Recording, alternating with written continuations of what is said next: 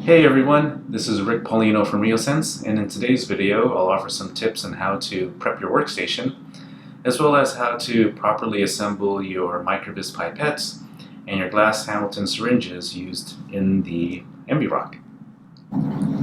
Now before I assemble my components, I make sure that my workstation is as free of dust as possible. And what I use is compressed air.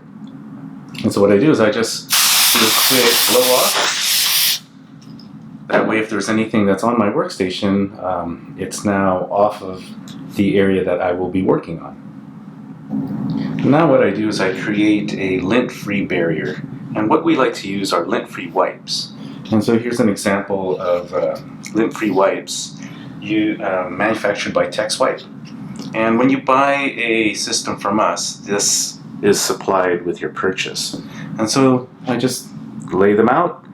And from there, I place my components directly on the lint-free wipes. I try to avoid the components from touching the work area. I know that these are clean and lint-free, and so now I'm not introducing contaminants onto the plunger tip, for example, the tip of the barrel, or in the case of the microVISC pipettes, right on the pipette itself. And please do not put paper towels or Kim wipes underneath the lint-free wipes. And as a general rule, keep Kim wipes and paper towels away from the microVISC or the m-VROC. And for any type of microfluidic device, for that matter, any microfluidic device will have some sensitivity to fibers or dust entering the flow channel and potentially causing disrupted flow, or in worst case scenario, even clogging the flow channel. Now before I assemble the components, what I like to do is I like to do one more compressed air blow off. It's just to be extra safe, just in case something has landed on the pipettes or the syringes. And so just give it a quick blast, just like this. Maybe you didn't see that, sorry. Let's try that again. Quick blast. And then you can assemble the pipette. Now another tip about the pipettes, they come separate, in separate bags. You have the plunger and you have the barrel. And it's a good idea to keep these separated until you're ready to use them. If these are kept in, over time, this will loosen because these are polypropylene, high-density polypropylene and high-density polyethylene. And so over time, they will become loose. And when you're doing a measurement, you don't want this to be loose. There should be friction so that you don't have backflow out of the plunger. Same thing with the syringes, the glass Hamilton syringes used for the m-VROC. I give it a quick blast, and then I assemble them.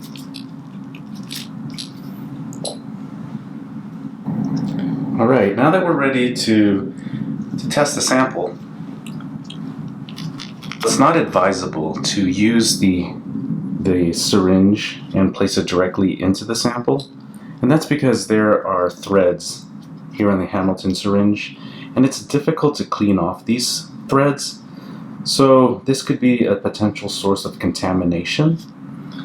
Now what we have are these needle assemblies that you could use, and they screw right onto the tip of the Hamilton syringe, and now your sample will just be in contact with the needle assembly. And this is much easier to clean than the threads of the syringe. And so once you've got this set up, I also do another quick blast of compressed air on the needle assembly, and then I attach it. That way, if there's anything on the tip of the syringe needle assembly, you're not going to contaminate your sample with dust or fibers. Once that's ready to go, then you can just go ahead and put it into your sample and aspirate it up however much you need to do your test. With the microVISC pipette, a needle assembly isn't necessary. There are no threads at the end, and so this can be easily cleaned by just wiping off the tip. And again, never use Kim wipes or paper towels to do this. Always use lint-free paper. And so, because there aren't any threads at the end that are difficult to clean, the microVISC pipette can be directly inserted into the sample and then aspirated up.